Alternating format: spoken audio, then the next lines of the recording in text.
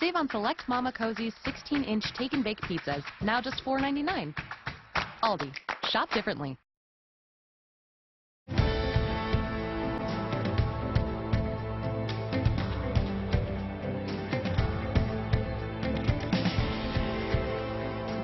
Good morning. It's 6 o'clock. Right now you are on Sunrise. You are waking up to the coldest morning in more than 20 years. You can see that temperature gauge in our backyard plunging into the negatives, about negative 27 right now. Dangerous temperatures are setting up across the metro, and right now you can see just how cold it is in our backyard. More than 500 schools are closed across Minnesota and western Wisconsin.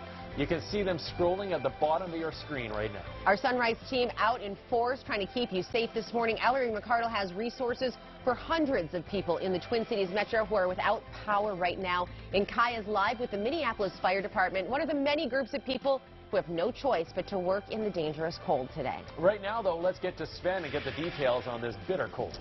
Yeah, 27 below zero still at the airport. We've slipped to 29 below here, actually, in the KARE 11 backyard, which I'm not in, thankfully, this morning. 52 below the wind chill. Winds still upwards of 10 to 15 miles an hour, so brutal wind chill temperatures still this morning, mostly in that 45 to 55 below zero range in the metro, 57 below even in St. Cloud. That means exposed skin freezes in just a few minutes. So wind chill warning through the day today into tonight and tomorrow morning still across Minnesota and Wisconsin. Highs only in the mid-teens below zero, so the wind chill doesn't improve a whole lot. 35 below this afternoon. The winds should finally die down tonight, though. That's the good news, and we got a big warm-up heading into the weekend.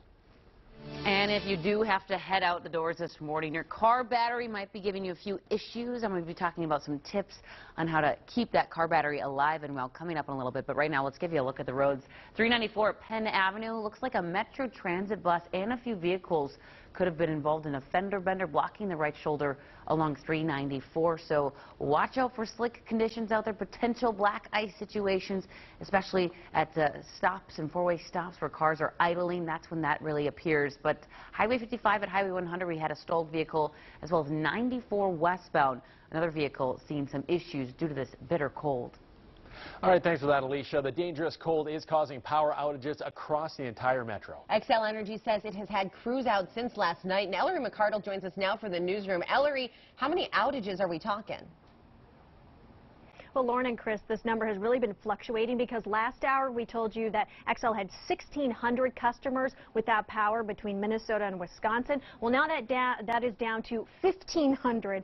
So things are changing quickly here. But I want to step off camera so I can zoom in for you because the metro, I mean, it's really all over the places where we're seeing these outages. You've got Mendota Heights, Woodbury, it was Chanhassen at one point, Savage down here as well, up to Roseville and Maplewood. So it's really widespread across the metro. I want to show you a couple other power companies here. This is Crow Wing Power up near Walker, Minnesota, way up there. There's a couple outages there. And then Minnesota Power is also reporting a couple of outages. This is just north of Little Falls near the Brainerd area.